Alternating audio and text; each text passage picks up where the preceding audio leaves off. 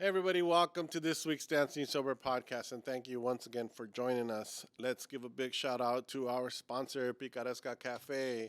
PICARESCA Cafe is a little coffee shop out on Soto Street near Olympic. Don't forget to go visit them. They have pop-ups with a lot of really good food. We will be doing an artist meetup out in December over at their spot on a Sunday. I haven't picked the exact day yet, but yeah, we're going to be having an artist meetup out at PICARESCA Cafe. So hopefully anybody who's an artist and anybody who wants to meet an artist can come by. So I'll let you know the dates for that. Picaresca Cafe is also the roaster of our coffee, and you can get some of our coffee now available at Sugar Kids Boutique. Sugar Kids Boutique is a little clothing store out in East LA on Ford and Cesar Chavez. Look them up. They're also on Instagram at Sugar Kids Boutique. A big shout out to Espacio 1839 for allowing us to be in this space. Thank you, Espacio 1839. Don't forget it's the holidays and it's time to get some stuff for your family and nephews and nieces. And this is where they have all of the good t-shirts, all of the good books, and all of the good little cultural little thingamabobs that you love to have, like purses and socks and ornaments, etc. And also don't forget they always have a really good art show in here. So come check out Espacio 1839, or you could visit them online on Instagram or at their website, espacio1839.com. Big shout out to Esquina Bicycle Shop. Look up Esquina Bicycle Shop here on Instagram, but also on their website. You can order anything from their website and they'll have it delivered to the store or to your home. Also, Esquina Bicycle Shop is open all week except Sundays. And they have a big selection inside the store and also bike accessories. And don't forget to get something there for the holidays too. Esquina Bike Shop over on Whittier near Boyle. Look up Esquina Bicycle Shop. Go ahead and look up all of our sponsors and give them a like and give them a follow and let them know that you heard about them from us. This week we have a very special guest. Ladies and gentlemen, give it up for John Valadez. Hey everybody, welcome back to the Dancing Sober podcast, and today we are here with, I say this all the time, but a very special guest, this time more special than others. Well, actually, okay, everybody's special. Exactly. But thank you so much for being here, Mr. John Valadez. Hello. Yes, sir. I'm happy to be here. I understand that last week you didn't have a guest, so you were all by yourself. Yeah. Yeah, you said because somebody, flaked out. Let's just leave it like that. No, nobody flaked out. I know. Nobody flaked out. It's the way you phrased it. It's okay. Yeah. I'm teasing you.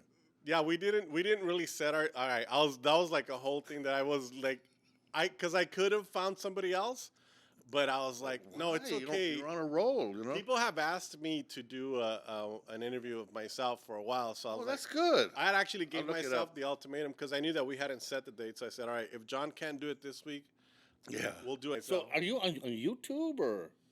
Yeah, YouTube and Okay.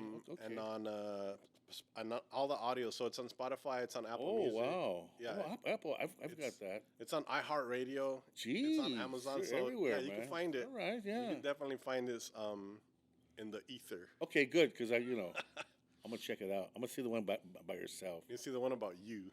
Oh yeah, well that one. Yeah. Let's see what happens. Well, speaking of you, Yes, sir. let's start with young John Valadez. Okay. Like where did you grow up? What kind of childhood did you have? Okay. Yeah. No, I was We're born. we're here to cry. If you want to cry, go for it. Like, Yeah. No, it's I'm just kidding. Yeah. Maybe you never know. If you're a name dropper, I might start crying. Highway. So anyway, yeah, I was born in General Hospital to. I guess she was 16. My mother, 16-year-old. She's from Garfield. My father was from Roosevelt High School. Nice. Knocked her up, whatever. She never really told me because she ended up hating his guts for good reason. Bless his heart. And my brother and I, and then she said, "Boom! I don't want to have an army because he likes kids, evidently." No, I'm not kidding. He's like I'm the oldest of 9, maybe more. 3 wives. Wow. This is a standard introduction. And I was raised very until about three, 2, 3, 4 in Garrity, Loma, right down the street here. And then we moved to, she was a young mother with 2 kids. We moved to Estrada Courts with the circle, and we moved there. I think we lived in like 3 different places there, and it was tough for her. It was so tough she never really told me. And then she did pass away a few years back. So did my brother. He passed away, and he was a year and a half younger than me. He was a lawyer. I think the criminal law. I don't know. Yes, and then my father was the first one to pass away when he was in his 40s, and so I'm the only one left in the matriarchal, and that's right on my father's side too. And I think it's because I was just I wanted to become an artist, and my mother never really gave us we weren't really she hated religion. She was really hip, because I remember she talked about going to see Lenny Bruce. Oh Yeah. And then, but she said the first time he was funny. The second time, all he talked about was his legal problems. Yeah, I remember that because I used to read about all that stuff. And then she met some guy. I still want to know who this dude was. I have the photograph. This guy had a Latino orchestra. I don't know what his name was. I was gonna ask. In what years? Well, when I was in the 50s. I was born in 1951, and I remember she was dating him for a minute, and then he saw that she had 2 little rats. He's like, man, I'm out of here, man. This is and that's just some of the stories when we were young. So she was really young when I was born. So I grew up in a really cool time where I grew up. For me, music and film, and, culture, American culture, really. It was, Are you counting the 60s now? Like when you eventually, started to get into music and all that? Or well, and when we were young, my mother would listen to doo-wop. She didn't listen to. She did listen to Tito Puente. She knew how to dance. She used she used to go to all the bars along Olympic. No, she used to go dancing. She loved dancing, and we were kids. The $1 Million used to have a Latino night with Arnaz. Because she never drove, so it was all local. The Rumpus Room, everything was on Olympic, because again, it was Estrada Olympic Courts in East LA. Yeah, Olympic, Oh, wow, but yeah. between Lorena and I Sears. know exactly what you're talking about. Those Los little Hermanos rooms. something. There's one there. Los across Oros from and across from the Costello playground. That's where I learned how to swim, and that's where we grew up. We used to jump the trains when we were kids. Wow. We would try to switch the tracks and then run. No, we were, but we never got caught. I used to put quarters on the rails, but I of never course. switched. I never switched them. Yeah, we used to switch them, man. That's This one guy in a train. He said, "Damn you kids!" We turned around. We only do it automatically. Yeah. He said, "Damn you kids!" We turned around and that freaking train is going down the side of the building. Like, oh shit! Wow. Look, that's when we stopped doing it because we realized there's a result. It's dangerous. Yeah. Down in the other side of Olympic, we were right on the border, Boyle Heights, and Vernon. And all those factories in there. So I felt like I was going to eventually get out of school and get a job somewhere doing something. But so I went to Dakota Street School, and when it was the old building, like the 50s, right? And then my mother did not allow us to go to Roosevelt. I should have went to Roosevelt, but my father went there, and because he wasn't helping to support us, she says, "You don't get to see your 2 boys because she didn't get me money. She was still a kid, she was still, but okay, you say 16, 19, 20. She was, when I was 5, she was 21. Add all that up. She was, so she used to work and make sure that we were scared of her. Thank God. Very strong matriarchal upbringing. Yeah. I had a lot of aunts. I had a lot of cousins. And, so we went through all that. I don't see any of them now. Yeah. Because she kept us away from all that. She was the youngest of herself. And her family, she had a big family. She was the youngest of, I think, 5 or 6 girls and 2 and 2 boys, but one of them died in World War II that I'm kind of named after, Johnny. Johnny Apodaca. Johnny got his gun. Yeah, he got his gun all right. Yeah, Dalton Trumbo. I remember that book. And my like, I come from a family that I had cousins my mother's age. You know what I mean? It's like that. Yeah, Like, yeah. that's my cousin. Is like this Yeah. guy, and he was in the war, and he ended up helping to build the Santa Ana Freeway. You know, like that. That's Yeah. it's that kind of history. And so, and then anyway, I really like drawing. Yeah. When I was a kid. When did you like first start to get into that? Well, Was I there have a like an friend- elementary school teacher. Yeah, or oh yeah, no, elementary. I just instead of doing math, I would draw. And the multiplication tables just kicked my ass. And like, what is 8 times 7, really? I'm supposed to figure that out. And so it's just typical Dakota Street. And then I went to instead of going to Stevenson or even Hollenbeck, and then Roosevelt, I went to Gage Junior High School in Huntington Park, Oh wow. and I went to Huntington Park High School. Wow. And we were runners, and I used to run long distance. We were. Track and field was a big sport back then. Yeah. Right? More than now, I think. Yeah, it was. Or more than You'd be my surprised. time, my days. Yeah, I don't know. It's like, of course, there was smog, and like we used to run around the tracks, and there's a factory that I knew was spewing poison. It was right towards the end of the run, and That's this right. chemical shit. You're over there by all the. And lately, with my Medicaid Advantage, I got to get rid of that one. He says, "Oh, you have a little bit of emphysema. You got a little bit of polyps, but they're not growing." I go, "Oh man, I don't want to hear this stuff, but I have to,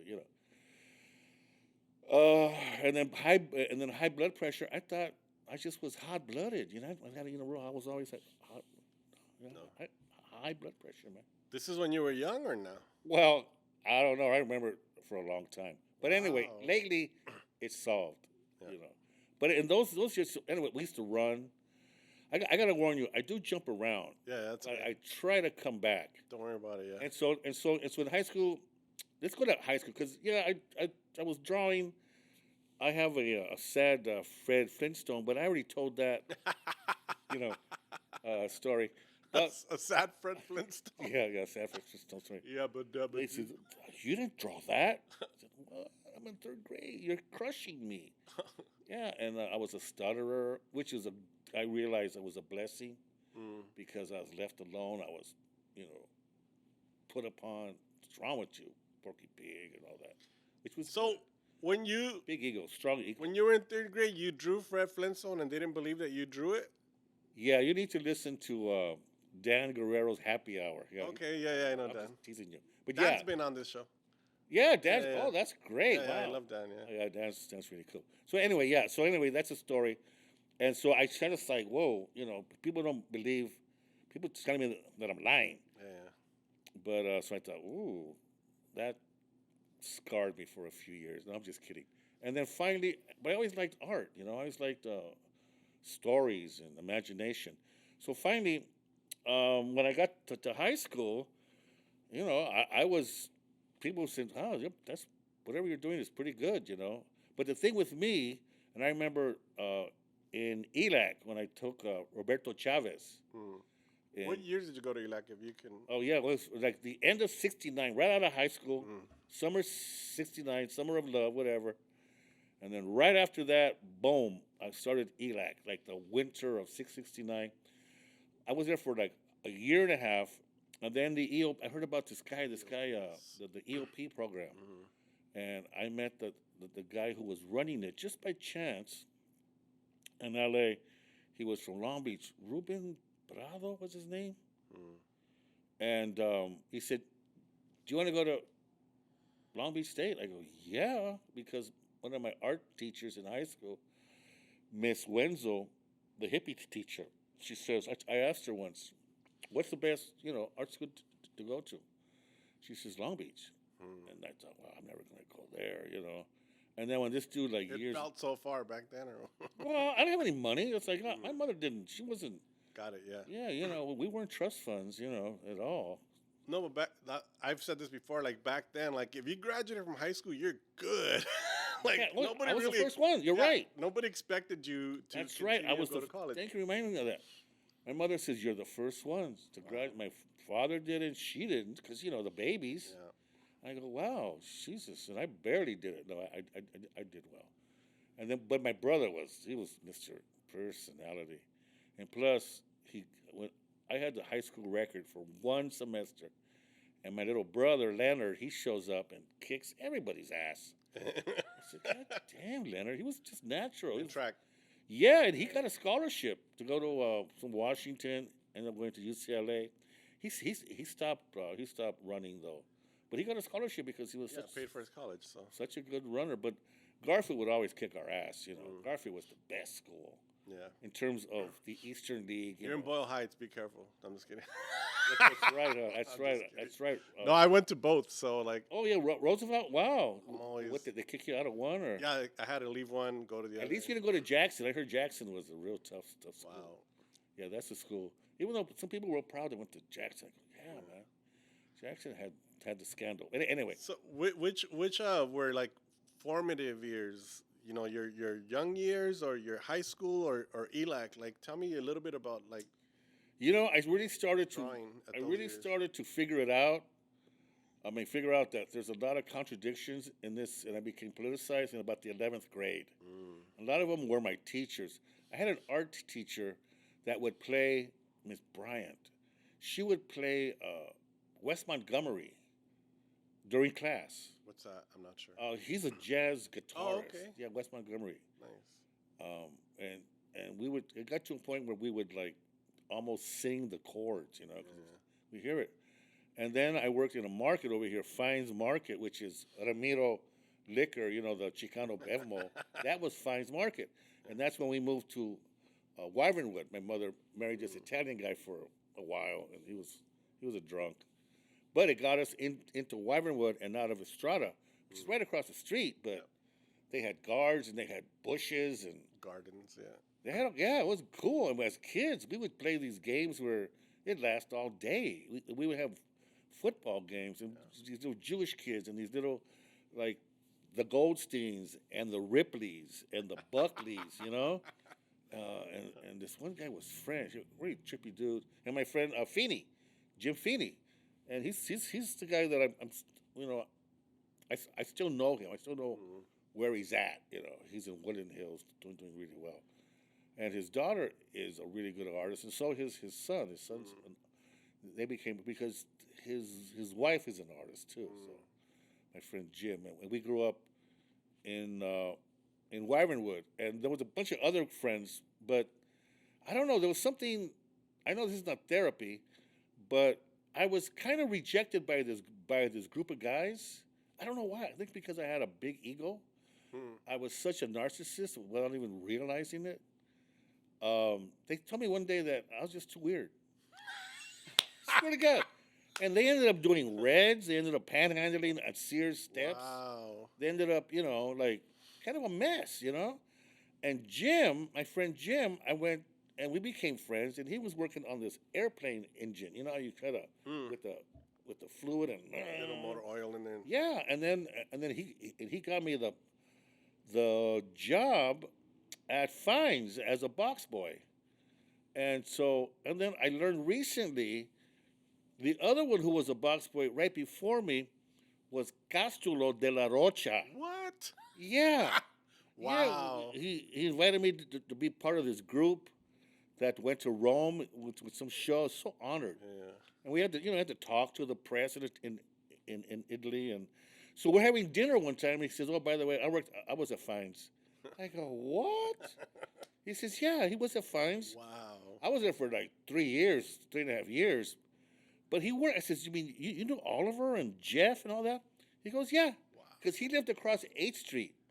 8th, between Soto and, I don't know, what, Lorena, Yeah. in those houses. The little houses. Yeah, the house on the other north side. of the. Yeah, where all the markets and all the liquor stores and the candy store. It was a cool time, man. Yeah. But I was like, whoa. And so the people, this is just real quick, the people from Ultimate that were part of his group, by the time the next day comes, or day and a half, the story was is that I got his job, and he trained me to be a. It didn't happen. It's a, like, where did this come from? You know, it's real All funny. of a sudden, Like he was your supervisor. yes, right? he was my mentor, box boy. You snap the bag open, and the cans on the bottom, and the Yeah. soft stuff on top. You know, That's funny. it is. But wow, it's a small world. You know, it's like what? You were a Yeah. box boy too? Anyway, I so didn't even know he grew up around here, so that's cool. yeah, that's what I mean. Because we were, you know, we after the show, it was Rome is amazing. I mean, you know, I didn't, you know, it's just like a whole nother half hour, but it was great. But then we had dinner because there was the ultimate group, and then Linda Vallejo was she was the artist, and then I took my beautiful wife Sandra, and so we were all there and we're talking because he wanted to know, you know, where we're from and all that. I talk about, you know, pretty much what I'm telling you now.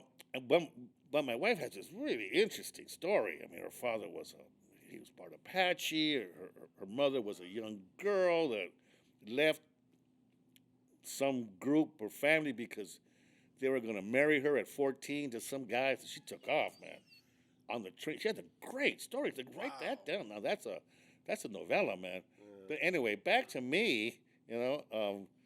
So anyway, from ELAC, and then that's where I met Gronk. At ELAC. Yeah, in 1970. Wow. He was always hip, man. He always was doing these rapidograph drawings. You know, rapidograph is. I have is that set. Yeah, the beautiful set of pens. Yeah, mine always get clogged. Like they're sitting there all stuck. Like I can't, wash them out. But yeah, he was always, and then that's where there was Roberto Chavez, and like I said before, he's like the guy that I said, there's a Chicano. He's an artist working for a living, and that's where we became Chicanos. Because it was during that I wanted to become an artist, and there were the walkouts. Because I was in Huntington Park, I was still trying to be a surfer. You know, I was really assimilated, but I started reading like, you know, Salinger and these other, you know, like what's his name, Portnoy's Complaint and Slaughterhouse Five and all those books, you know, and also you know, Life magazine and film. Because in high school there was a friend of mine, Roberto Mancia, and he worked for a theater department. He worked for a inner city cultural center. And so from high school we go to ELAC, and I joined a theater group because of him. At ELAC or it was at ELAC. It was after school, you know, just to do something, you know, instead of just, you know, there was no point going home. Like, what the hell's that? Oh, because there were reasons for that. And so anyway, so we part of a theater group. Do you remember the name of it? Yeah, well, it was called the Mexican American Center Creative Art. We called it was MACA, and then we became Teatro Corazon. And we were in the 3 moratorium marches. The first one, the big riot from the sheriff's riot. They provoked us, and then the 2 after that. And we did the Yo Soy Joaquin, the Corky Gonzalez poem. We put it into a 5-character, you know, play, and we would jump up from the audience and get up there all defiant, and, you know, do all this stuff. And there was a group of us, and our acting teacher was this guy, Emilio Delgado. And he said, we were there for about a couple of years, I think, and we would do plays in prisons and cultural centers and different places, you know. The prisons were intense. And then he said, you know, I got a proposition to get a job, because he played the guitar with this guy he's going to New York, and he has a puppet frog, and it was Henson. Oh shit! To do Sesame Street. Oh my God! Are you serious? Wow! So he took off. And then we started to want us to do folklorico dancing, but you know, I wasn't going to play that. Oh, you have John, you should do it. You know, you got good nalgas, I guess. You look Hell good in no. tight pants. Yeah, they told me. You know, you dance well. I don't dance, man. I mean, my mother taught me the cha-cha, but that's about it, man. No, I'm not kidding. And then from But there, ELAC is where you became politicized, and right? Yeah, that really it helped push what you were yeah, doing. the last artistically. years of high school, I would also be a contrarian just for exercise.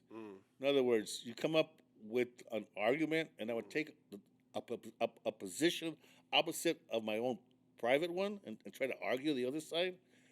Some people would come up to me later, you know, John, I agree with you. You know, it's like that's not what I believe in. So that's a sense about argument. You know, Yeah, you gotta have this conviction, and you know all that stuff. And that taught me some pretty interesting lessons. And then from Huntington Park, which was a pretty balanced school in terms of it was like third, you know, Anglos, third Mexican American becoming Chicano. Some people walked out. I think it was like 10 of them or 12 of them, you know, because of Sal Castro came there. And, you know, he got them to walk out, but I wasn't going to walk out. My mother kicked my ass, you know. It's like, you're supposed to be in school. I don't care if you're sick, you know. Yeah. She was one of those. And then so when I went to ELAC, man, it was over. It was like we were, you know, against the Vietnam War, and we would go to people's houses, get them to sign petitions against the war, you know, all that stuff. And my friend Roberto Mancia, I mentioned earlier, he became a stone commie. He was a revolutionary communist party. He was selling that newspaper. I go, I'm not going to sell newspaper. I used to deliver the Herald Examiner. That ain't go far, you know. I'm not kidding. And that's like, no. Because then I was also, when I was 12, I have an aunt who wanted to take us away from my mother because she was so young. She wasn't going to raise us in the Christian thing. Yeah. So she would take us every once in a while. My mother was like, take them, you know, get them off her hands, you know. And she took us to the Billy Graham crusade, the first Billy Graham, not this charlatan, his son. And he was a powerful speaker. We went to the Memorial Coliseum. So when I was 12, I was saved, you know, waiting for Jesus to show up. Because I was going to go to heaven, live forever, right? Like that. And so, yeah, it's like, so I went through that. I had a very full childhood. But what happens when that happens, and we're talking about kids and trying to figure out what the hell is going on, is because I was saved, I couldn't listen to music. I love music. I mean, music was blowing up. 12 years old, can you imagine? And I couldn't see movies. I mean, films. We used to go to the Vern. It's still there, but now it's like a club. Remember the era of like neighborhood movie theater houses? Yeah, the Vern. Yeah, we used to come right here to Brooklyn Theater. Yeah, right. Just right here. Yeah, but see, for us, we were there. So close. Yeah, and we used to go with like 15 cents. Yeah, we also had the First Street. On First Street, there's one called the Unique.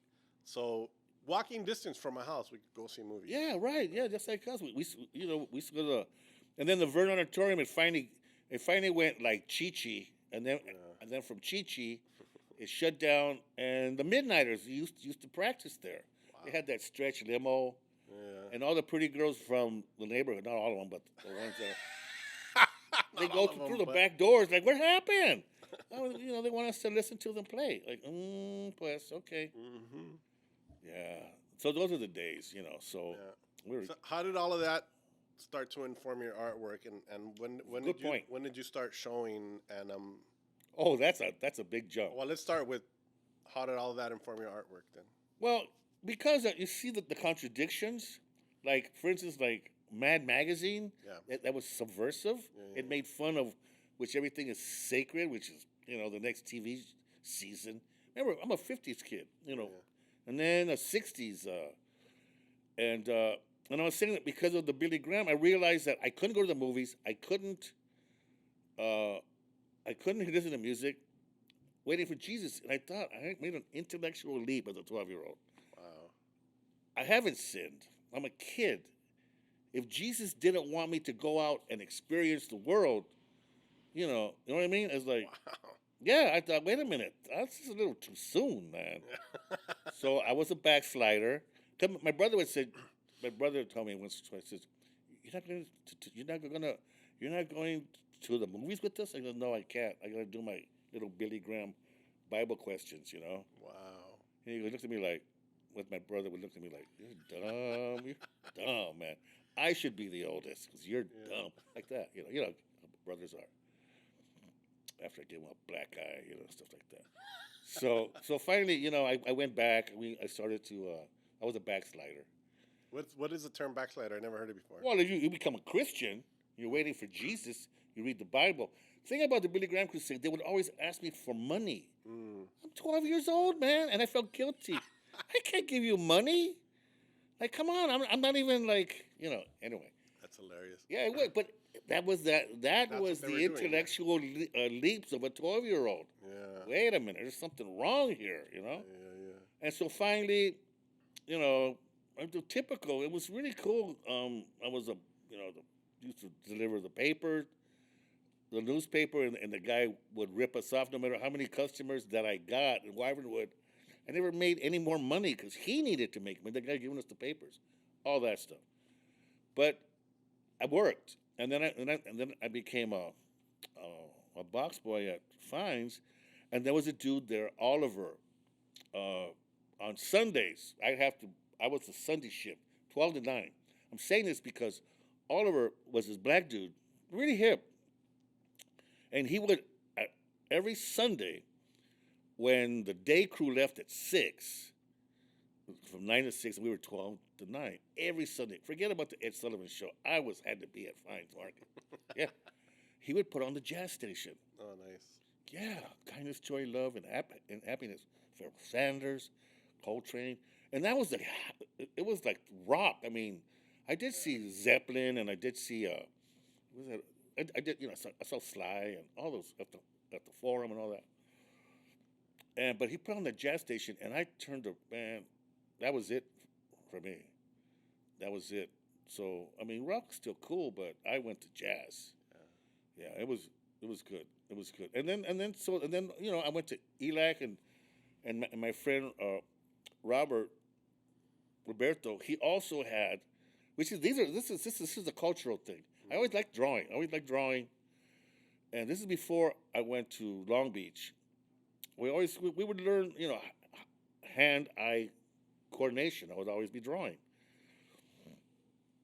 And doing these ideas, and mostly about 60s pop, you know, 60s revolution and all this stuff. Well, that was all for me at the time. It's like you're trying to become a Chicano. So what does Chicano art look like? Like, you know, what is it? So we had to figure it out. Well, it was Los Tres, the Aztec stuff, political, you know, like against the Vietnam War, and the police violence, lack of education. You know, we come from nothing. But there are some parts about, you know, free education, but what is the quality of education? And then they would put you into categories about how well you were taught in grade school, that's cool. Grade school, and also, you know, they call it junior high school. Now it's middle school. Yeah. All that stuff. And so they would judge, like, so some people would be in advanced classes, and coincidentally, most of them happen to be Anglo, like, figure that out, you know, which is, we didn't know it then, you know. There was a lot of things. So when I started going to ELAC, the art department was really cool. You know, we'd be there. There'd still be that whole hippie group that I couldn't be part of because, you know, I don't know why. It wasn't really your generation, or was it? No, they were there. It was I mean, your generation, but kids are kids. I don't know. And I was also shy. I was also shy because I was an introvert at the time, because I came from stuttering. I still stutter. You might tell once in a while when I get really excited and I don't breathe. Okay, so I figured it out years later. But so I was always a loner, and I was used to it. And that's what an artist needs to be, used to being alone. You know, you can't be, when you're alone, you get the kukui, like, you know, what's in your head, you know. No, it was like you have to love to be alone. Well, yeah, it could be, yeah, you know. And so And as you get older, like nowadays, I hardly want to go anywhere because I'm home is great, you know. Unfortunately, because you need to be social, you know. But in those years, I used to my friend again, Robert. Very important. I realized that he used to work at a movie theater, an art movie theater. It was called the Vagabond Theater. It was right next to Otis when Otis was next to MacArthur Park. Really? Yeah. Yeah, so right there Yeah, was it's now called a Hayworth, and they have Theater, comedy stuff in there now. right. Yeah, right. Yeah. That was the Vagabond Theater. Yeah. So I saw Where La Fonda is, right next door. Yeah, right there. Yeah. yeah. That's Yeah. it. I It still was- go there, by the way. Oh yeah, you do, huh? Yeah, they do comedy improv nights. Oh there. wow, how Yeah, some cool! stuff. What nice. I'll let you know actually one day. Okay, good. Yeah, seriously. Yeah, no, because I'm going next Tuesday, but that one's already sold out. they used to have the guy who ran it. He eventually got these I think that might have been from Otis. These art students, and he took a little clip out of I think it was either Ivan the Terrible or Potemkin, where there's it might have been Ivan the Terrible. What's his name? Eisenstein, Sergei Eisenstein. He cut a little one of those cells out of the movie, and they blew it up on the wall. It was black and white. I guess it's gone. It's long gone. Yeah, that's And it was so beautiful. It was a battle scene on the side of the theater. Like you sit in there, you see the theater. It's over here. Just beautiful. Like one little clip. You're not supposed to cut the film, but everybody's probably dead by now. So you know, bless their hearts. Try to arrest him now. it was probably a ruined film already, maybe, and then he. Well, no. We're talking 69, 70, 71. then. Yeah, that's when it was. So I saw all the Fellinis, Yeah. the Godards, the Pasolini, that. Dude, that's awesome. Yeah, because he That worked you there. had access to all that. Yeah, because he worked there. Yeah. He was in the booth, and we were good buddies. So on Friday, when I didn't have to work, that's right, I'd have to work, Friday or Saturday. At a certain point, my friends switched from high school to ELAC, and we were real political. We're part of the theater group, and we're doing all that stuff. So I would go there, and This is already in your. What age were you in? 19, 20, 18, 19, 20. And even in high school, my friends, one of them, Nick, he had a canary yellow, like 57 Chevy wagon with the big thick wheels on the back. Yeah. And so we would cruise my 11th and 12th grade, maybe time between 10 and 11, and there was like four of us, like my friend Jim, Feeney, and Nick, and they were always fighting for the same girlfriend. That's funny, the girls like, well, I'm Nick's girl, I'm Jim's girlfriend. I said, what about me? Nah, you can go with Patty, Patty's cool. All right, I'll go with Patty. Fuck it, I'll take Patty. Yeah, and so we used to cruise up. We used to cruise Tweedy Boulevard, which was in Southgate. Southgate, yeah. We cruise, of course, Sunset. I mean, that was during the Sunset riots and all that. We cruised Sunset, always looking to see if girls would get in the car and have fun with us. I don't think sex was even in the. I don't even know what that meant.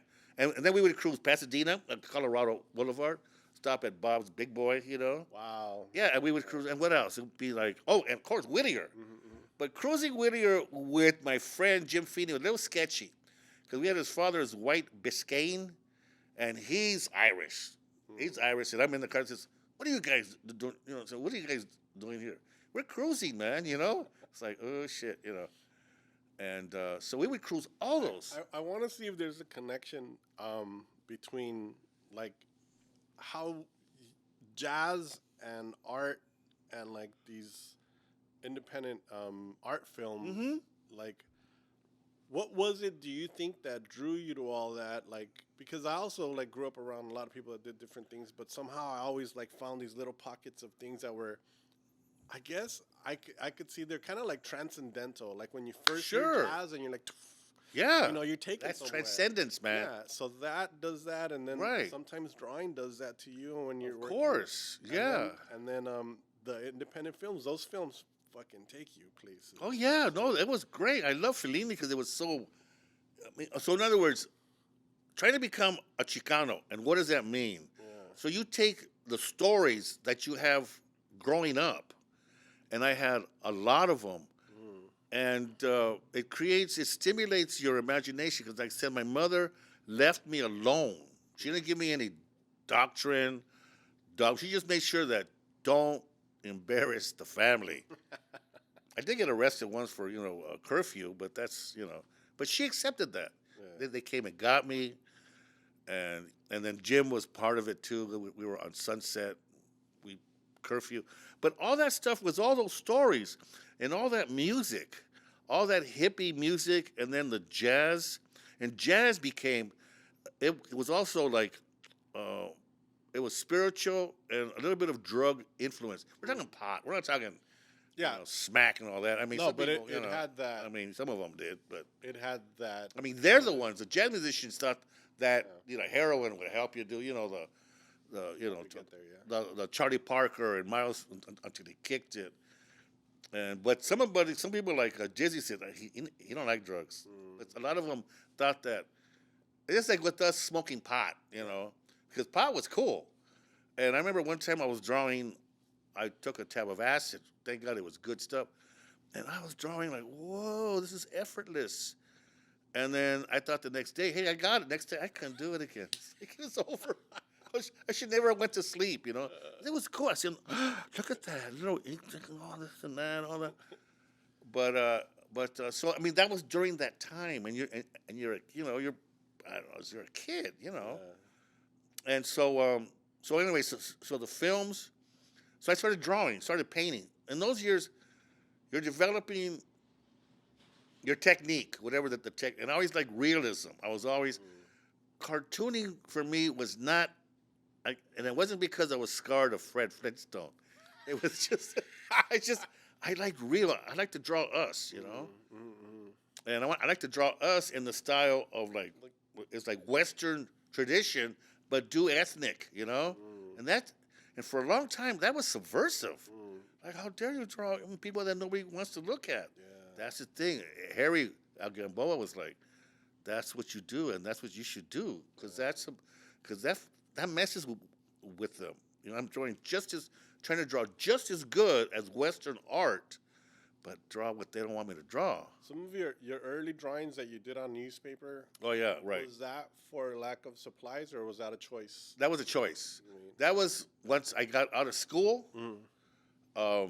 Where'd you go to art? Oh, Long Beach. Yeah, Long Beach. I haphazardly applied to Cal Arts the first semester, but I didn't think I was going to. See, I have a real low self-esteem. And they gave us these really fancy things to sign up to go to Cal Arts. Yeah. I go, Walt Disney? I don't want to, because we were revolutionaries, like, yeah. I don't want to, I'm going to sell out like that. And then there was, well, anyway, that's something else.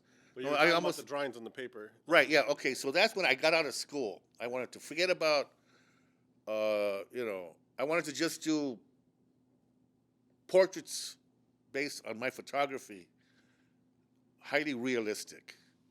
And the other one who was doing that, almost exactly like what I was doing, was Kent Twitchell. Oh wow! And he thought that I copied him, but I didn't know who Kent Twitchell was. And I was doing ethnic people, and I was doing it on newsprint because it was a statement of I'm drawing on self-destructive paper people that are considered self-destructive or marginalized, and that was my statement, and I was able to show it in about 75, 76 with Carlos Amaraz. When I got out of school, I'm jumping, but it's worth it. I got out of school. I was in Long Beach. There was a Centro. That's where I met Magoo, and Magoo introduced me to the Los Four guys, And so Frank was cool. The guy that I really liked, it was Beto, because he was very real, very quiet. I'm sorry, Beto de la Rocha. Okay. Yeah, and then he was so spiritual. That's why he quit making art, because he got Don Juan, Carlos Castaneda, the Book of Revelations, the Bible, Jesus. He wanted to start to fast the way Jesus did. Wow. Good luck. He did. He almost killed himself, Wow. Yeah, so and he gave up art. He burned a lot of his stuff. Sometimes that's the art itself. Yeah, it is. Yeah, and then he was. I saw him when he was recovering. Again, Magoo took me to his house, and Magoo falls asleep. I don't know what to do. I mean, Beto wasn't really talkative, so I just started to draw Magoo sleeping, just to do something. And he said, "That's the devil." I thought it was good. I wish I would have kept it. I said, "Wow." I said, "Wow, man, it looks like him." That's the thing. That's the problem. I went back to it. I forgot. Roberto Chavez would tell me, John, in class, I go, "Wow, he's right." I start drawing something, and I'm kind of free. I'm doing it, and then it's pretty good. And I go, and then I get tight, like, "Oh shit, it's good." So I stop. I start getting careful. It's bad. Just stay in that spirit. That's why I used to call it Too cautious, and you don't. yeah. It was what it was. It was seeking approval, and it was this ethnic. I called it. There was also the whole Chicano thing for me. Was I could see the world. A lot of us can, with the real America's point of view and the subversive point of view. At the same time, I called it schizoethnicity. I love it. Yeah, yeah, that's what it was. It was like I could, and again going back to the arguments, you could argue both sides of something if you know the issues. So it's that kind of like thinking, that kind of stuff. And so eventually, when I got out of Long Beach, I don't want to go for my master's because I was tired of school. I wanted to be in the streets, painting murals. I came from Estrada Courts, but I never did a mural in Estrada Courts. I did one on Brooklyn Soto, and they were real. The murals were real, like people charging at you. It was real, like trying to relate to the community, like trying to put them on the wall. So for a long time, that was my theme, to put the community, like have them identify. It's like this is us, and we're part of a historic timeline. And sometimes I would put some of the history in, and so people can really recognize that we're part of this. Even though we might not own a building in this town, it's we sort of live in this thing. We're a big part of the ecosystem. Yeah, yeah. A lot of fertilizer, man. Yeah. So I mean, what was your mural on Soto and Chavez? It was between Frank Romero's and the Streetscapers. We covered Frank Romero. He had a spray can mural of hearts and squares, and there's photos. Frank has the photographs, and it was all faded. And I needed a job, so through citywide mural programs, it was by that time it was run by Glenna Avila. And she was running it, and so we were able to. I talked to Frank because I knew him from the Los Four guys. I said, "Frank, we need a wall, and yours is all faded. Your murals, is chipping off." I says, "Can we, And it was a summer youth employment using Roosevelt kids. This is when Art Snyder was still in office, so you can imagine. We're talking mid to late 70s. He said, "Go ahead, because he wasn't going to repair it." So we used the kids and we scraped the walls and we did a mural. Something about the beauty of our people is in the culture. The culture of our people is, I forget the tagline. So that was up there until the earthquake came. Now, at least I asked Frank, "Can we, cover your mural?" These capers come in all of a sudden, like here comes the king of East LA murals, and they didn't even say thank you, ma'am. They just and it's still there to this day. But I don't think I would have kept going back and covering the graffiti stuff. I would say, "Let it gas, man. I got things to do." Wow. But they keep, so their mural covered ours, and there are good reproductions of what we did, but it's buried in all of my photography and all that stuff. I'd love to see it. I was wondering, because I know that when you guys started the Public Art Center. You talking about that? Yeah, we at Centro de Arte. right? Yeah. All right. So when you guys started the Centro de Arte Publico, I know that you guys made the decision to like not be like grant funded. Oh, yeah. To like survive on your own and stuff like Politics. that, which is the way that I like to work right now. Yeah. I mean, every once in a while I apply for a grant if it's unrestricted. Yeah, right. And Yeah. all that, and if if they want to give it to me, I'm happy That's for good. it. Yeah, I agree. But like I hate living com- with, I hate com- living com- with Go ahead, I'm sorry. the restrictions of grants is And the edit. ridiculous. Yeah. So And all of a sudden, they're going to edit it. Well, I was hungry. You're not supposed to spend that money on that sandwich, man. yeah. So I'm supposed to go to Turpentine. You know what I mean? Really? Yeah. So I mean, yeah. I just want to hear a little bit about your side of that and how that became the choice for you guys. Yeah. Yeah. Well, that's a good. That's First a good of all, question. who was in the group that Well, started? check it out. The way it started is I finally come back to LA. I got a job at like Peaches Records in the graphics department, and I was used to being on the streets working in the Centro in Long Beach, and that's a whole 5 years, 4 or 5 years of that, and I learned a lot about the dynamics because in those years the strategy, because we're all broke, to join a colectivo of different artists, and we all put in our quarters and dollars and grant money from Long Beach, or if you do a mural, or for some reason somebody buys something, which was very rare. I used to borrow like $20 from my mom and my stepfather. That lasted me a week and a half, man. It and was yeah, different, yeah. yeah, it was like, and so by the time I get to LA, Mexicano was folding. I liked those guys. I remember when they were on La Cienega, they had a gallery and a little. I remember going as a towhead. I felt, and I saw them, and then backstage, and they go, "Hey, I like this rig." He says, "You gonna buy it?" I think it was Spunky. I don't know who told me. I'm gonna buy it. I wanted to join their group, but they were like Leonard Castellanos and Spunky, and there was a few more guys.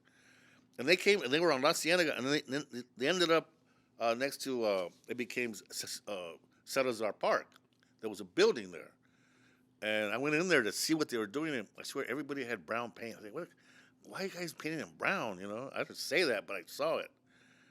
What is this? Don't you have any colors or something? It was a long time ago. And then I kind of so it wasn't about that. Then I went to self-help graphics, and Sister Karen hired me to do a Day of the Dead poster idea for 1977. And she paid me really well, and I was like, wow, this is cool. And that's how I met Eduardo, because I was doing those little highly rendered photo-based drawings, these little pencil drawings. I was doing them literally in the closet of my house, and that's when I was with Peaches Records doing their Graphics. yes, call it that.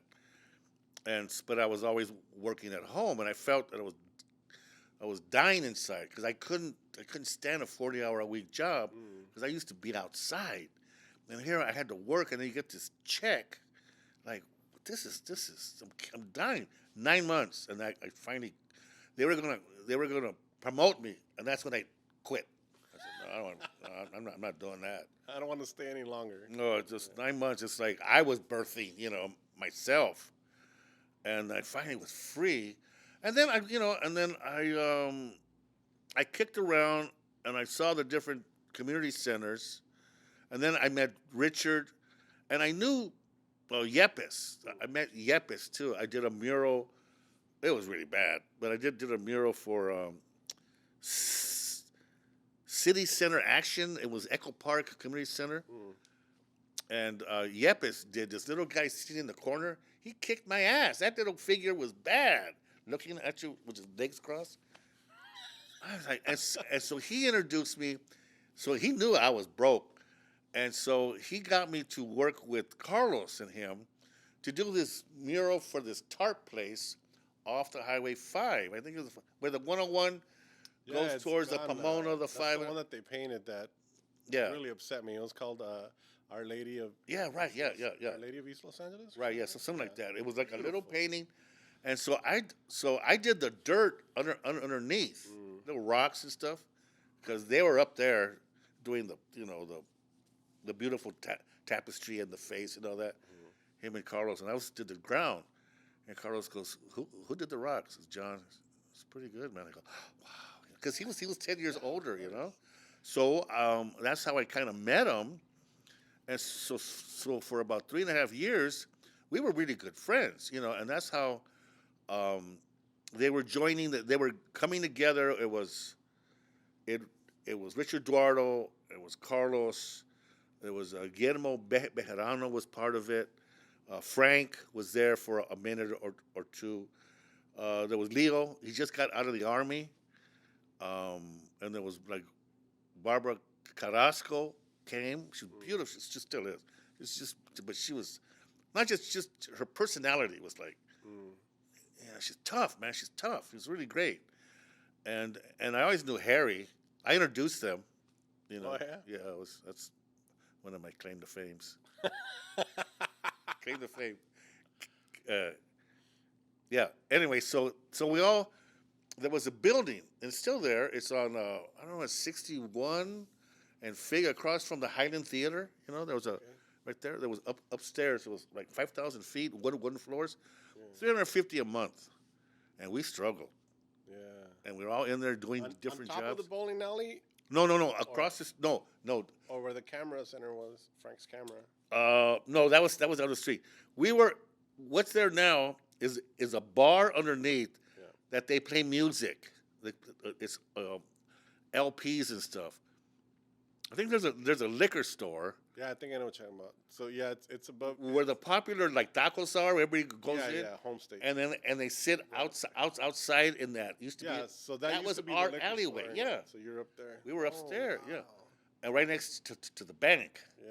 Which they're gutting out now. Yeah. We're talking. This is the late 70s. Yeah. About 78, 79. How much did you used to pay there? $350. $350 for a big space. Oh, it was big. Yeah. And there was a bunch of us in there. We get different jobs, you know. We worked for the Sandinistas, and we did, you know, some kind of coupon thing, and we did murals. We did some restaurant murals. We did the Zoot Suit mural. We did there. Which one for the? The one for the Lewis Carroll Theater. Oh, okay, wow. It used to be at the Mark Taper, and then it jumped over to the Lewis Carroll. And for me, the Lewis Carroll Theater, when I was a kid, across from the Palladium, that's where the teenage fair was, you know, where all the kids would go. And Lewis Carroll, I saw Arthur Lee and Love there, you know, Is that still there? Oh yeah, that's where Zusu was. Across from the Palladium. Right. It was the Lewis Carroll. Yeah. And there was a group called The Fool, and they were from England. And they did these really hippie murals. That was photographs. You can look it up, you know. And that's where Culture Clash had their little TV show for a few episodes. I think I know what studio you're talking about. Yeah, it was huge. Yeah. It's a big. It's still there. Yeah. I don't know what they use it for now, but that's where Zoot Suit was, and so we did the Zoot Suit mural. You know, it was Barbara and Leo was part of it. Bejarano did the Olin on the bottom, and we were doing the streets. And there's photographs. So Harry photographed us. You'll believe how skinny I was in those years, man. It was scary. Still are. Yeah, right, yeah. And so, I mean, it was really cool because I was at the Lewis Carroll, man. I felt like I fucking made it, you know, because I was painting where I was a kid, seeing all the hippie, and I felt like Arthur Lee in Love with one of my favorite, the band, you know, like Spirit was, you know, all those groups. The Doors, you know, came out. I never saw them though, and I saw the Animals at that era. I saw War. Eric Burden left the Animals, right, in England, came to L.A. and found this blues group called War, and I saw him at the Whiskey. Eric Burden and War. Wow. Yeah, and I was at ELAC. So these are all little like nothing's in chronological order. Yeah. But it was that time, you know, it was real vibrant, and all the while I was trying to be an artist, whatever that meant. So once I finally got out of Long Beach State, I came back. Like, okay, what am I going to do? I don't want to work like on these. I don't want to, you know, like be in a factory job because it kills me. It really was painful. Yeah. because you're killing your spirit, you know. Fuck that, man. So that was the connection then to all the transcendental stuff, just wanting to be free. Yeah, well, just wanted to do my work, and you know, I mean, it was tough. It was tough on my daughter. You know, she was. I mean, her mother was working, but we were just, you know, we were a mess. You know, where my son had a much more of a nourishing. My daughter's doing great though, but I'm so proud of her. She kicks ass, man. I mean, my kids are talk about not wanting to cry. Yeah, wow. Salud. Now you're doing more murals. Now Well, no, not anymore. I mean, I was doing murals. I did some murals. Okay, yeah, we used to do murals out in the streets, like, but they're all destroyed. They're all gone, and we knew that. A lot of us knew that, and because the murals in the streets, it was the experience of working with the youth. Yeah. We worked with grammar school kids. We worked like high school during the summer with these little collaborative murals. I did this with Dolores Cruz. Her and I worked at this meat market. They had this little wall in Echo Park. It was a pig and a cow and a rooster. Classic. So we did that, yeah. And we did the graph thing, you know, like a foot with the drawing. And for some reason, we skipped a foot. So the cow's nose was like real. Something happened. The cow's nose got like stumped. Like, what the hell is that? Still there? No, it's gone. You that kidding? sucks. There's photographs somewhere. At a certain point, I took up the camera. It was funny as hell. What happened? What happened in this section? Somebody's math. See, you needed math. There it is. It was hilarious. And it was up for a long time. I was driving by because I used to live in Echo Park for a long time, and then a few times. Anyway. So how did you guys make money then? If you That's weren't how we getting made money. grants? Just little murals. Yeah, here just and there. hustling, man. We just hustled, and then even the movie guy, even the vagabond guy moved over to the Pig Fair, which is on Pico in Fairfax, right before the Ethiopian section there. Okay, there was it's still there, a big movie theater called the Pig Fair. So he started doing his art films there. Wow. So I used to do the ads, hand-drawn ads for the, for the newspapers. And then I would do, I think I did 5 or 6, I forget how many I did. I did hand-drawn on butcher paper, the billboards, what do they call them? The one sheets that you put in the window. Okay. Yeah, I did those. And then there was this big green banner. Drawn. Wow. Yeah, and then he kept them, thinking after a while when I got somewhat of a name, he tried to sell them, but nobody wanted to buy them. It was Luis Buñuel. There was Kurosawa. There was the Kennedy, Rush to Judgment. What's his name? So where are they now? I don't know. I don't know where the guy is. Wow. But he had them rolled up. I don't know what he used to pay me. And then there was a banner. It was green plastic. And I would paint blue. That fits over the marquee because he couldn't afford to get the real things. You have to rent those. The letters? With the movie. All the graphics, Yeah. Couldn't afford it. So he hired me to do it. That's crazy. And I guess it was cheaper to hire me. Back then. Now it's probably the opposite. Yeah, we're talking 1979, 78. We were there for about Public Arts Center. I think we were there for like 2.5, 3 years. I mean, because people would come in and out. One of the best times, I mean, because we were selfish and I'm a narcissist, is that when it was just Richard Eduardo, Carlos, and myself. Wow. Because we would blast reggae, just it was just like smoking weed, drawing. It was something. We would ride the skateboard around this thing. There wasn't anybody underneath us that's going to say anything to us. We could have bought the place, but we didn't have any money. We didn't also any vision. Eventually, Carlos and I abandoned Eduardo. He says we abandoned him. I thought, well, we did. We abandoned him. I thought about it later on. I says, why does he kind of resent me? He doesn't resent Carlos because Carlos, they're making money. But me was like, it's like, I thought, because he abandoned his ass. But he got into punk and his shop and catapulted into a different direction. Yeah, because we wanted to go downtown because I had through my friend Jim Feeney, his father knew this guy Mr. King, and he had property downtown. So he rented us this really cool spot there on 8th and Spring Street. Above us was the LA Photo Center. I forget what they were called. Sheila Pinko was the one who ran it. 8th and Spring. Yeah, 8th and Spring. Yeah, there was a hatchet, like this artistic hatchet. It's right by where Gary Lloyd was his name. Gronk is now, no? Huh? Isn't that right by where Gronk is now? Yeah, but Gronk is more on the other side. Yeah, we were right behind the. God, it was such a cool time. Again, it's so. I don't know. It's nice to get older, just have these memories. But we were in there, and then we were there for maybe a few months, like almost a year, and then Eduardo moves in across the hall. Like, what are the odds? Like, what the hell is this? Really, it was like he moved downtown. That's awesome. So we used to go to Gorky's, and El's Bar. El's Bar was amazing. Yeah, El's Bar was really gritty.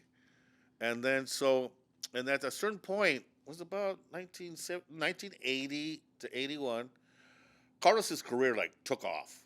I mean, his career. He got the LA Bicentennial poster through Daniel Saxon and Jan Turner, which really cool gallery, because he was trying to join galleries in downtown, and they would reject him. People, all these hipster in those years, they didn't like his work. Well, I bet they fucking they ate crow after that, because imagine just he was being rejected. That's what I mean. Never trust anybody. You got to be strong, man. Yeah. These are all. A rejection is just. That's just their opinion. Yeah. They're gonna regret it. You'll regret it. Oh, I want to buy some art, but I don't know. Well, fuck you. Get out of here. I'm starving, but I don't want to. So anyway, I saw that he was taking off, and we were in this little spot. I go, I got to get out of here because I don't want to have to. I want to see this from afar. I don't have to. What about me, man? Come on, shit, the hell, They don't like realism. They like your cartoons. I'm just kidding. But then I got Victor Clothing. I walked up Broadway Street and I went to every store, every movie theater to do on a mural, and I had drawings. How I can draw. They go, wow, but we're just renters here. We're not going to do it. I went all the way up to Victor Clothing, which is on 3rd. I started at 8th or 9th. Yeah. There was a cool record store there. And I went all the way. I was about to cross the street and go all the way back, And Paul Harder. Pretty much the last building. Then it is because it was the LA Times with the next one. Yeah. I said, that's it. There's the parking lot. And that's it. And the guy, because I saw he had murals. He had a mural on this side. It was kind of hokey, but it was kind of cool. And I go, I'd like to do a mural. He looked at me, that's possible. Show me what you got. So I went back and I did what I wanted to do, which is about shopping and the whole ritual of Broadway. Because growing up as a kid, my mother never drove. Downtown LA was the center of the. Oh man, it was center of the world. Yeah. But it was also a movie prop because of the earthquakes. It was empty, so it was literally. Was that why all those buildings were empty? Yeah, because of the earthquakes. On the bottom, was filled, but up above, everything was empty. Except for like some of the artists, some of the big shot artists, Blue. They would find little spots to rent. Yeah, we go, how they get up there, stuff like that. I didn't know that was why, because I grew up. I would be downtown in the 80s. Yeah, so, right. Well, yeah, that's when I had my studio. Yeah, that's when the murals started popping up and the Olympic murals and all that. But that's, as a kid, I'm downtown with my family, like you're saying. Right, yeah. It was El Centro, the middle of everything. So the movie theaters and. Yeah, I went to movies at the Los Angeles and the State. Yeah. $1.50 for 3 films. Yeah. 2 of them were like pretty. One of them was like, I don't know who made that movie. But it was man. pretty crazy out there. It was cool. No, because of crack. It was crazy, yeah. Because of Reagan Yeah. closed all the mental health hospitals. Oh, And if you weren't going to kill anybody or kill yourself, you're on the street. You got to figure it out, dude. Wow. And they were homeless. That's when the homeless came because Wow. of Reagan. okay. And they would find guys that would get violent, and they find them in the green. What is it? The green something. There were a bunch of killers down there. I mean, that's where the Hillside Strangler and all those guys. Who was the other? Oh, there was a stalker that fucking. Night Stalker, yeah. But the Hillside Strangler guys, there was two of them, Bianco, something. They were, because I was a realist, I would go use my camera and ask permission with couples and like girls. Yeah. Can I photograph you? And they would, more times than not, give me a permission. It was early time because they're like, why? I can't afford this. No, this is for me. They go, oh, okay, but that's what the Hillside Stranglers. That's They thought you were selling them something because you had the old guys back then trying to sell. yeah, photos but in the I street. wasn't. I Yeah, was just. We would be doing the mural like on the corner of Broadway and Soto. No, Brooklyn. I'm sorry, Brooklyn and Soto, and I see, people walking down the street going to the All Nation Center. I remember that. Soto. Yeah. And I would stop them and ask if I could photograph them. We'd be painting, and they would let me. I mean, I have a set of 12 now, a set of 12 of these portraits that it's joined up. It's in, I had like 5 sets. I finally sold the last 2. Wow. And one went to Mocha, Wow. and the other one went to Ultimate. And the other one was this guy, the other one is at UC Irvine. It was bought by this big collector that passed away, Gerald Buck. He had the biggest California art collection. Never bought photographs, but he liked the set of mine. And the one is owned by the Latino Museum in the Smithsonian. And then one of the images, I don't know how this happened, they recently got it. I'm talking the last 7 or 8 months. The Museum of Contemporary Art in New York City. Wow. Check it out. And you didn't even know how they got it. Yeah, somebody donated it to them. Oh, okay, that's good. Yeah, somebody donated to it. So I belong to Mocha. I belong to, what is it, whatever, New York and here. Yeah. And, LA County, but that's other work.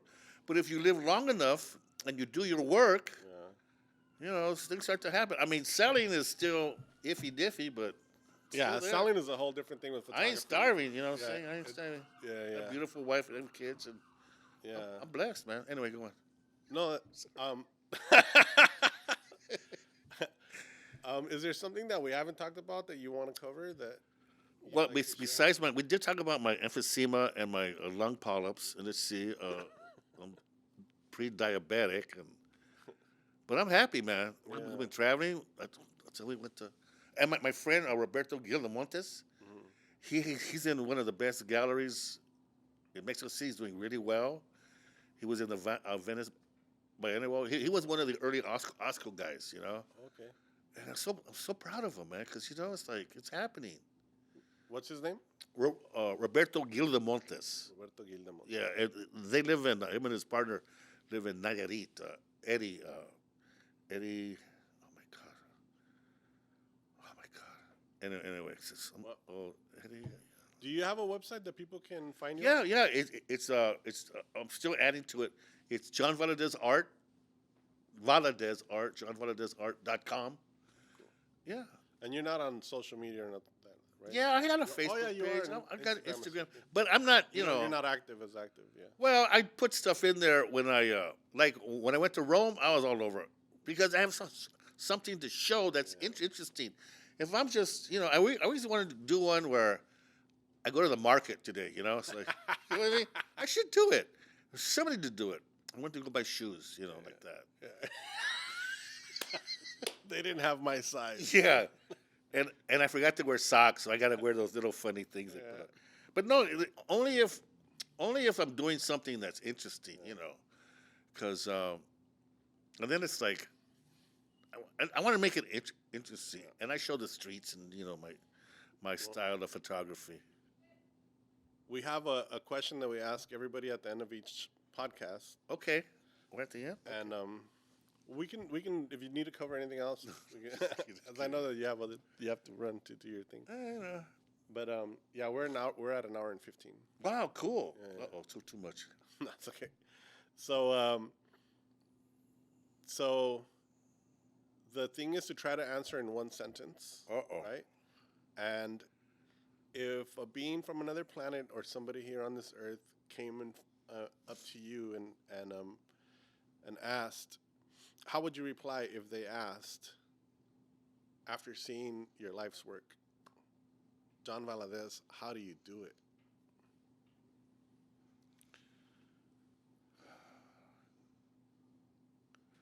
How or why? It's like how. How do you do it? I trust myself that I could do it. That's a beautiful answer. Yeah? Yeah, that's a beautiful Yeah, answer. it's just, of course. Yeah. Well, thank you so much. Well, for thanks, taking man. the It was time to come fun. visit us. Yeah. Yeah. It was Next time we'll do another 2-hour one. I want to talk to you about photography, the way you do your photography, and the way that I do my photography, because we can really talk about what the process. Because I saw that show that you did, and you can only get that stuff when you're out there, moving around, man, and being ready. So you have to walk a lot, and that's why people ask me why I don't do it a lot. So I also had some health issues, and it's hard for me to be out as much as I could. Right, I used to be out all the time. Yeah, it shows, man. It's beautiful I work. would carry my camera everywhere. Right. And I used to do that too. yeah, and get just tons and tons of images. Right. And but yeah, it's hard for me to do that now. So I have to shift the way that I'm doing it, and also shift what I'm doing, which is one of the reasons why I started this. Yeah, good. But I've always done different things, just like you. I did theater. I did a lot of theater. Oh yeah. I did theater, and then I did music for a while too. I was in Cool. a band that actually toured and did a little bit. What was it? What's the name of the band? It's called Slow Rider. Slow Rider, huh? It Nice. was in the 90s, late All right. 90s. And then Like doo-wop and R. no. R&B? I'll send you a link. Or if you have a CD player, I could get you a CD player. Mm-hmm.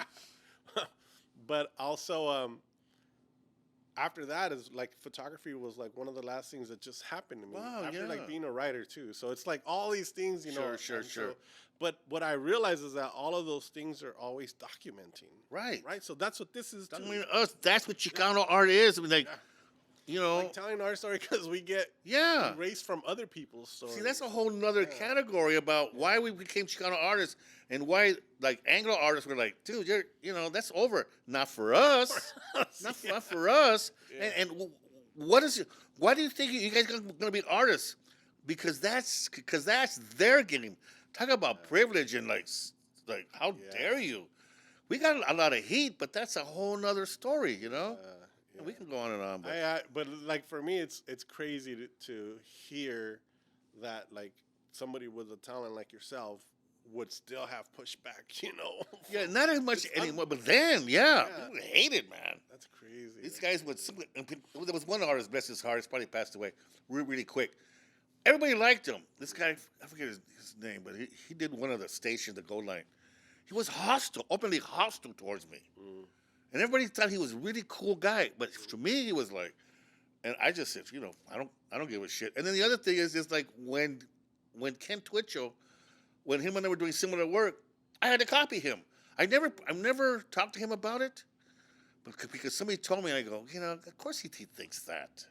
Yeah. He was better with the packaging of these big drawings.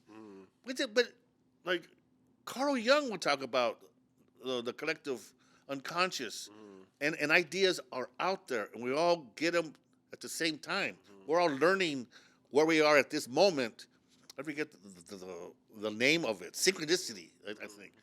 It's there. We're all reading the same books. It takes a guy to write a book years, and we can read it within a month. We get all that knowledge, and then we jump. This is the way, Anyway, we can go on and on, but just I know we only have an hour. No, I mean, I just if you wanted to finish, we could finish. No, it's cool. We're doing fine. Yeah, we'll definitely have you back one day. Yeah, well, we could just talk somewhere else, man. Yeah. You know, Oh, yeah.